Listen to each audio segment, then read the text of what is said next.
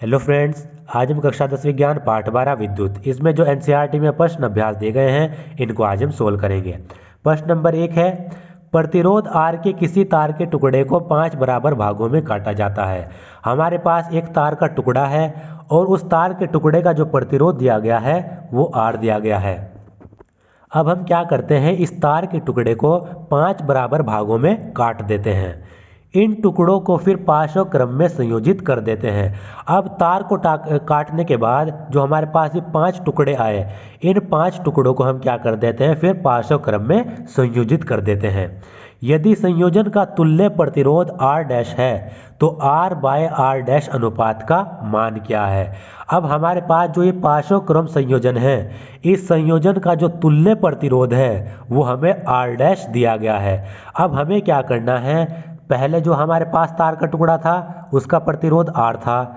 अब पार्श्व क्रम में संयोजित करने के बाद टुकड़ों को हमारे पास जो तुल्य प्रतिरोध आया वो R डैश आया। अब हमें R और R डैश का जो अनुपात है वो ज्ञात करना है, तो इसको सोल्व कर लेते हैं। तो देखिए प्रश्न नंबर 1 क्या होगा, हमारे पास एक तार का टुकड़ा है। ये हमारे पास क्या है, यहाँ से यहाँ तक का एक तार है और इस तार का जो प्रतिरोध है वो हमें R दिया गया है। अब हम क्या करते हैं, इस तार के टुकड़ों को 5 बराबर भागों में काट लेते हैं। ये हमारा जो तार का टुकड़ा है इसको 5 बराबर भागों में हम क्या कर देंगे, अब इसको काट लेंगे, 5 टुकड़े बन जाएंगे।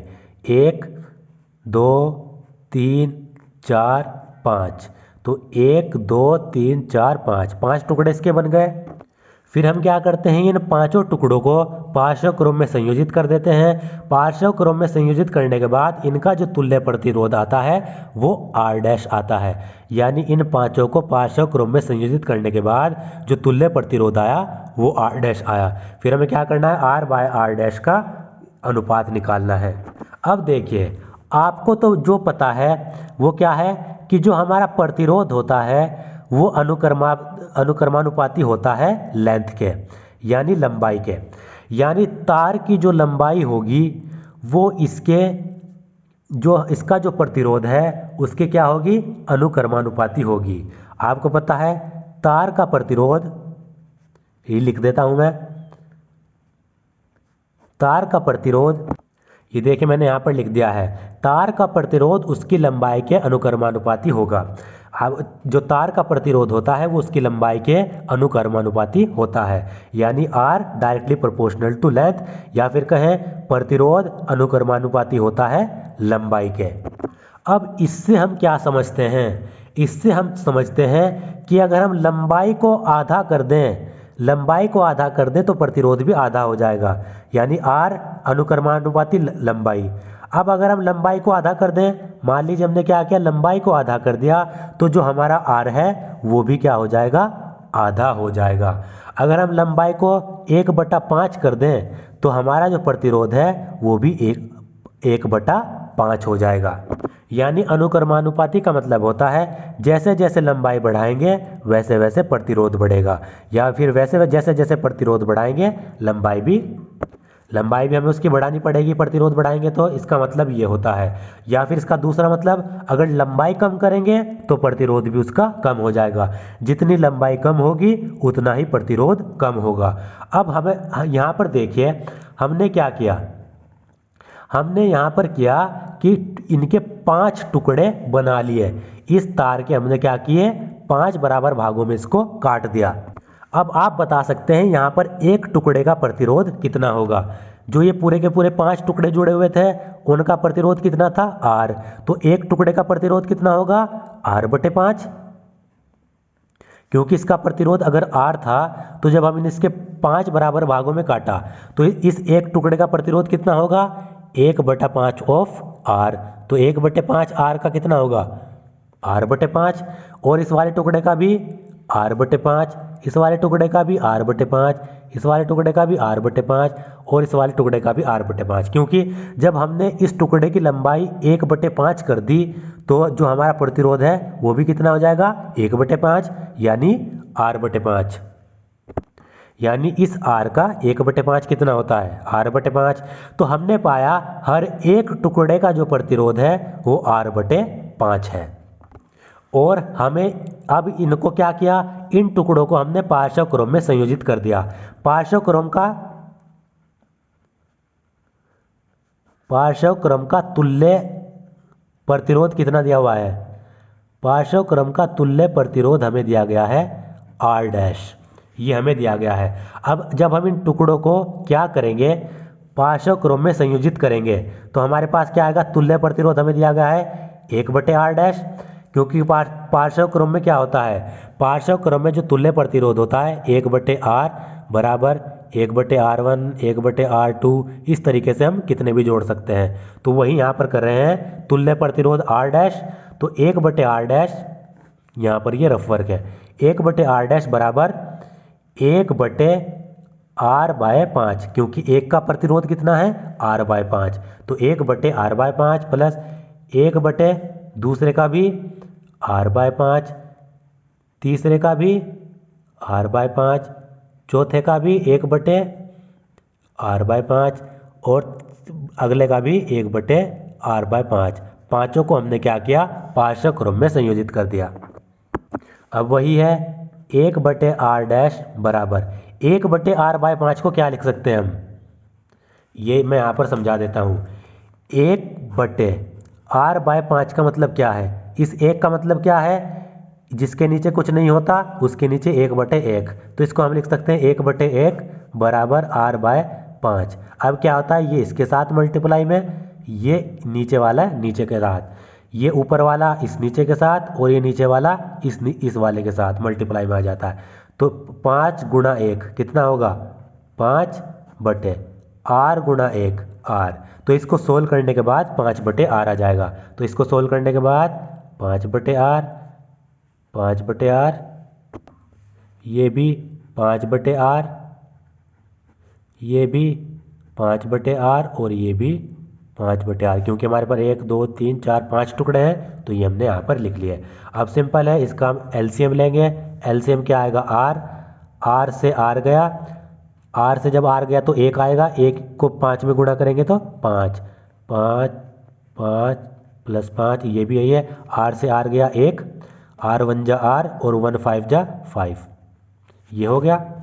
तो 1/R डैश बराबर 5 10 15 20 25, 25/R। अब इसको क्या करें, इसको हम इधर ले जाते हैं, तो इसको जब हम इधर ले जाएंगे और 1 को नीचे ले आएंगे तो R/R डैश, ये ऊपर गया, R डैश नीचे है और 25/1, तो R/R डैश का अनुपात कितना आया 25। तो R अनुपात का मतलब क्या होता है, R/R डैश, इसको हम क्या लिख सकते हैं, R अनुपात R। अनुपात का मतलब ही होता है डिवाइड करना या बटे में लेना। R/R डैश बराबर 25/1, या सिंपल हम इसको लिख सकते हैं, और R/R डैश, R अनुपात R डैश बराबर 25, क्योंकि एक नीचे इसका कोई मतलब नहीं, एक अगर 25 के नीचे 1 होगा तो इसका मतलब ये 25 ही है, तो 25, ये हमारा इसका आंसर आ गया। तो इसका आंसर क्या है, इसका आंसर है डी। तो ये इसका आंसर हो गया, D is the correct answer. ये इसका अनुपात कितना है हमारे पास 25 आ गया, 25/1, एक ही बात है लिखना। अब देखिए प्रश्न नंबर 2, निम्नलिखित में से कौन सा पद विद्युत परिपथ में विद्युत शक्ति को निरूपित नहीं करता। ये हमें यहाँ पर 4 पद दिए गए हैं, तो इनमें से हमें बताना है कौन सा पद विद्युत परिपथ में विद्युत शक्ति को निरूपित नहीं करता, यानी इनमें से कौन से पद को या फिर कौन से फॉर्मूले को हम विद्युत शक्ति के फॉर्मूले के रूप में इस्तेमाल नहीं करते। तो देखिए, तो हमारे पास विद्युत शक्ति का फॉर्मूला क्या होता है, विद्युत शक्ति का हमारे पास फॉर्मूला होता है P बराबर VI, ये हमारे पास विद्युत शक्ति का फॉर्मूला होता है। V यहाँ पर क्या है, तो V विभवांतर है और I क्या है, I है विद्युत धारा। ये हमारी क्या होती है, पावर का है या फिर जो विद्युत शक्ति है उसका ये फॉर्मूला होता है। अब एक तो ये हो गया हमारे पास। दूसरा, हमें ओम्स लॉ से पता है, ओम्स लॉ क्या होता है, V बराबर IR, ये ओम्स लॉ से हमें पता है। तो V की वैल्यू IR होती है, इस IR को हम V की जगह पर रख देते हैं। तो P बराबर V की जगह पर IR और एक I है ही, तो I को I से गुणा करेंगे तो क्या हो जाएगा आई स्क्वायर आर, तो एक ये निकल गया।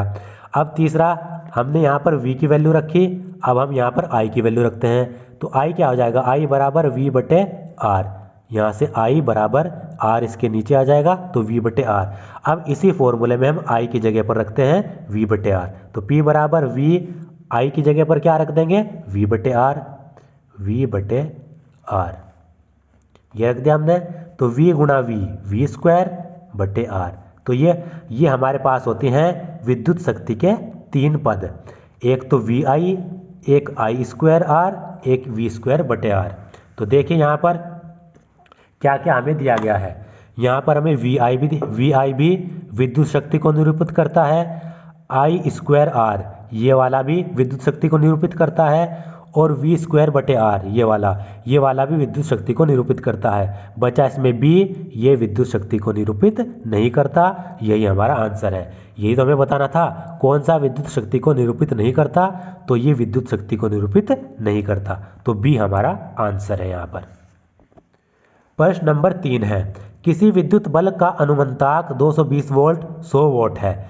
जब इसे 110 वोल्ट पर प्रचालित करते हैं तब इसके द्वारा उपभुक्त शक्ति कितनी होती है। हमारे पास एक विद्युत बल्ब दिया गया है और इस विद्युत बल्ब का अनुमंताक यानी इस विद्युत बल्ब की जो रेटिंग है वो 220 वोल्ट है और 100 वोल्ट है। लेकिन हम क्या करते हैं, इस विद्युत बल्ब को 110 वोल्ट पर प्रचालित करते हैं। इस विद्युत बल्ब को हम कितने पे जला रहे हैं, 110 वोल्ट पर जला रहे हैं। तो हमें बताना है 110 वोल्ट पर प्रचालित करने के बाद जो विद्युत बल्ब है वो उसके द्वारा कितनी शक्ति वो उपभुक्त करेगा, कितनी शक्ति वो यूज करेगा, ये हमें बताना है। 110 वोल्ट पर वो कितनी विद्युत शक्ति का उपयोग करेगा, यही हमें निकालना है। तो देखिए यहाँ पर हमें वोल्टेज कितनी दी गई है, प्रश्न नंबर 3।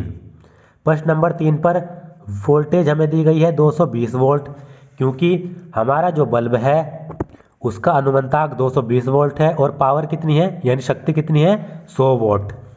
यहाँ पर जो शक्ति है वो पावर है वो 100 वोल्ट है, विद्युत शक्ति। अब इस केस में हमारे पास विद्युत शक्ति भी है और वोल्टेज भी है, तो इस केस में हम क्या करेंगे, सबसे पहले जो हमारा बल्ब है उसका प्रतिरोध निकालेंगे। बल्ब का प्रतिरोध हमें निकालना है। बल्ब का प्रतिरोध ही क्यों निकाल रहे हैं, बल्ब का प्रतिरोध हम इसलिए निकाल रहे हैं क्योंकि हम वोल्टेज जो हमारे पास विभवांतर है, चाहे हम उसे बढ़ाएं चाहे घटाएं, उस बल्ब के प्रतिरोध पर उसका कोई भी फर्क नहीं पड़ेगा। बल्ब का प्रतिरोध 220 वोल्ट पर भी उतना ही रहेगा और बल्ब का प्रतिरोध 110 वोल्ट पर भी उतना ही रहेगा। बल्ब के प्रतिरोध पर कोई भी असर नहीं होता। तो सबसे पहले हम क्या करेंगे, बल्ब का प्रतिरोध निकालेंगे। तो हमें पता है विद्युत शक्ति बराबर वी स्क्वायर बटे आर, अभी हमने निकाला है विद्युत शक्ति बराबर वी स्क्वायर बटे आर। ये भी होता है, ये भी होता है और ये भी होता है, तो इसका हम इस्तेमाल करेंगे। इसका इस्तेमाल क्यों करेंगे, क्योंकि हमारे पास V भी है और हमारे पास P भी है, R नहीं है, R इससे हमें निकालना है। तो R बराबर, R इधर आ जाएगा, P नीचे आ जाएगा, R बराबर वी स्क्वायर बटे P। V हमारे पास कितना है 220 का स्क्वायर और P हमारे पास है 100। 220 का स्क्वायर मतलब 220 गुणा 220 और 100 ये रहा, तो एक जीरो से एक जीरो गई, इस एक जीरो से एक जीरो गई, यहाँ पर ये कट हो गई। और आपको पता है 22 का वर्ग कितना होता है, 22 का स्क्वायर, 22 को जब हम 22 से गुणा करेंगे तो आ जाएगा 484 यानी 484। आप देख सकते हैं 22 टू जा 44, कैरी 4 हासिल के 4, 22 टू जा 44, 22 दूनी 44, 44 4 48। तो ये आ गया हमारे पास 484 ओम। ये हमारे पास आ गया इसका बल्ब का प्रतिरोध। आपको पता है बल्ब का प्रतिरोध क्या क्या रहता है, नियत रहता है। बल्ब का प्रतिरोध नियत रहता है। नियत रहने का मतलब क्या है, नियत रहने का मतलब है चाहे हम विभवांतर घटाएं चाहे बढ़ाएं, प्रतिरोध पर कोई भी फर्क नहीं पड़ेगा, प्रतिरोध बल्ब का इतना ही रहेगा। अब हमारे पास क्या दिया गया है, हमें दिया गया है कि बल्ब को हम 110 वोल्ट पर प्रचालित कर रहे हैं। इस केस में हमें विद्युत शक्ति निकालनी है। तो देखिए किस तरीके से निकालेंगे, वही निकालेंगे। P बराबर वी स्क्वायर बटे आर, यहाँ पर मैं इसको P2 लिख देता हूँ। ये क्या है, ये मान लीजिए P1 है, ये V1 है, और यहाँ पर हमें P2 निकालनी है। V2 हमें दिया गया है 110 वोल्ट। यानी 110 वोल्ट पर कितनी पावर, कितनी विद्युत शक्ति यूज़ करेगा बल्ब, ये हमें निकालना है। तो देखिए हमें R तो पता है, R 484 रहेगा क्योंकि इसका कोई फर्क नहीं पड़ता। तो P2 हमें निकालनी है, तो V स्क्वायर, V हमारे पास 110, 110 का स्क्वायर, R हमारे पास 484। तो 110 के स्क्वायर को हम क्या लिखेंगे, 110 स्क्वायर का मतलब 110 गुना 110 बटे 484। तो इसको हम 2 से काट लेते हैं। 2 से 110 को काटने पर 55 आएगा। इसको काटेंगे तो कितना आएगा, 242। इसी तरीके से 2 से इसको काटेंगे तो 55 आ जाएगा। इसको काटेंगे 2 1 जा 2, तो ये आ जाएगा 121। तो 55 की जब हम 55 में गुणा करेंगे तो ये मैं यहाँ पर कर देता हूँ। 55 के हम 55 में गुणा कर रहे हैं, तो पंजे पंजे 25, कैरी 2, 5 5 जा 25 और 2 27। इसी तरीके से यहाँ पर भी आ जाएगा ये। तो 5 7 5 12 का 2 का हासिल 1, और ये 7 2 9 10 की 0 हासिल लगा 1, 3025। तो ये कितना है हमारे पास, 3025 अपॉन बटे 121। तो जब हम 3025 को 121 से डिवाइड करेंगे तो कितना आएगा, करके देख लेते हैं। यहीं पर मैं कर देता हूँ। 3025 को 121 से हमें क्या करना है, भाग देना है। तो 2 में चल जाएगा, 2 1 जा 2, 2 2 जा 4, 2 1 जा 2। तो 2 में से 2 गई 0, यहाँ पर क्या बचा, 10 में से 4 गए 6 बचे, 2 में से 2 गए 0। 5 हमने निकाल लिया तो ये 5 के लगभग चल जाएगा। 5 एकम 5, 5 दूनी 10, हासिल 1, 5 एकम 5 और 1 6। तो कितना आ गया, 25। 3025 को 121 से भाग देने पर हमारे पास आ गया 25। तो हमारे पास 110 वोल्ट पर विद्युत शक्ति कितनी आई, 25 वोल्ट, 25 वोल्ट आई। तो ये इसका हमारा आंसर हो गया। अब देखिए प्रश्न नंबर 4। 2 चालक तार जिनके पदार्थ लंबाई तथा व्यास समान है किसी विद्युत परिपथ में पहले श्रेणी क्रम में और फिर पार्श्व क्रम में संयोजित किए जाते हैं। हमारे पास 2 तार हैं, 2 चालक तार हैं, और उन तार का पदार्थ भी एक जैसा है, उनकी लंबाई भी एक जैसी है, और उन दोनों तार का व्यास भी एक जैसा है। और इन दोनों तारों को हम क्या करते हैं, पहले तो श्रेणी क्रम में लगाते हैं, उसके बाद इनको हम पार्श्व क्रम में लगाते हैं। श्रेणी क्रम तथा पार्श्व क्रम संयोजन में उत्पन्न ऊष्माओं का अनुपात क्या होगा। अब श्रेणी क्रम और पार्श्व क्रम में इनको लगाने के बाद जो इनमें से ऊष्मा निकलेगी, उन ऊष्मा का हमें अनुपात निकालना है। तो देखिए प्रश्न नंबर 4 हम यहाँ पर कर लेते हैं। हमारे पास 2 चालक तार हैं, उन दोनों चालक तार का पदार्थ भी एक जैसा है, लंबाई भी एक जैसी और व्यास भी एक जैसा है। अब उनका जब पदार्थ भी एक जैसा है तो दोनों चालक तार का प्रतिरोध भी एक जैसा होगा। तो माना दोनों तारों का प्रतिरोध कितना है, दोनों तारों का प्रतिरोध R है। प्रतिरोध हमने कितना मान लिया दोनों तारों का, R। अब हमने क्या किया, इन दोनों तारों का जो प्रतिरोध है वो R मान लिया। 2 हमारे पास तार है, तो पहले हमने क्या लगाया, इनको लगाया पहले हमने श्रेणी क्रम में। तो श्रेणी क्रम में पहले क्या निकाल लेते हैं, इसका तुल्य प्रतिरोध निकाल लेते हैं। श्रेणी क्रम में तुल्य प्रतिरोध कितना होगा, तुल्य प्रतिरोध। तो श्रेणी क्रम में तुल्य प्रतिरोध मान लीजिए हमने कितना मान लिया, RS। S का मतलब श्रेणी क्रम, सीरीज। तो तुल्य प्रतिरोध RS है, और श्रेणी क्रम में तुल्य प्रतिरोध कैसे निकालते हैं, प्रतिरोध को डायरेक्टली जोड़ देते हैं, R प्लस R। तो RS बराबर कितना आ गया, 2R। क्योंकि हमारे पास 2 तार हैं, दोनों तारों का प्रतिरोध कितना होगा, R और R ही होगा, क्योंकि दोनों का क्या है, दोनों तार एक जैसे हैं, एक जैसे हैं तो उनका प्रतिरोध भी एक जैसा होगा। तो श्रेणी क्रम में तुल्य प्रतिरोध ये होगा। इसी तरीके से पार्श्व क्रम में तुल्य प्रतिरोध कितना होगा।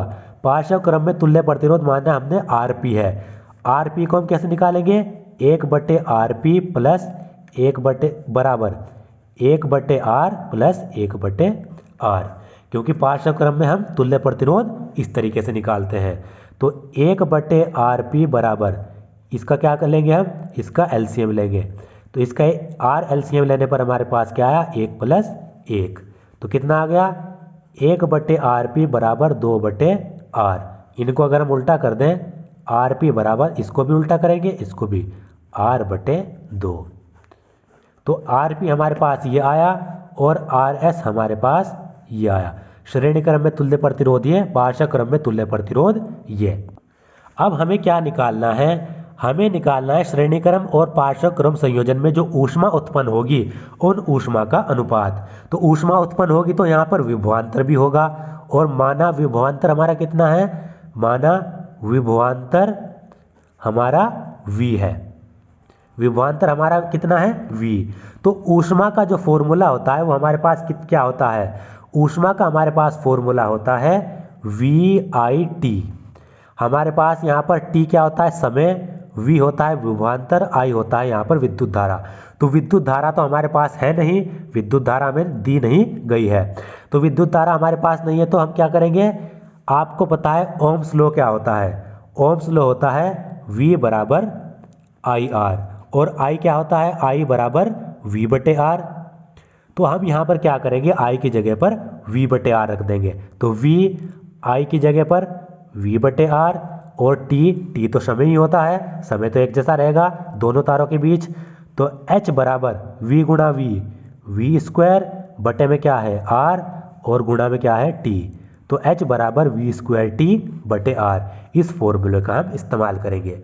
तो देखिए सबसे पहले निकाल लेते हैं श्रेणी क्रम में उत्पन्न ऊर्जा। श्रेणी क्रम में उत्पन्न ऊर्जा कितनी होगी?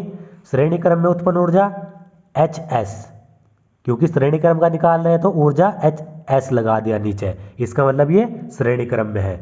HS बराबर V², विभवांतर तो उतना ही रहेगा, V रहेगा, टाइम भी, समय भी T रहेगा। बस R की जगह पर क्या आ जाएगा? RS, क्योंकि हम क्या निकाल रहे हैं? श्रेणी क्रम में निकाल रहे हैं। तो श्रेणी क्रम का तुल्य प्रतिरोध हमें यहाँ पर लिखना पड़ेगा RS। तो HS बराबर V²T।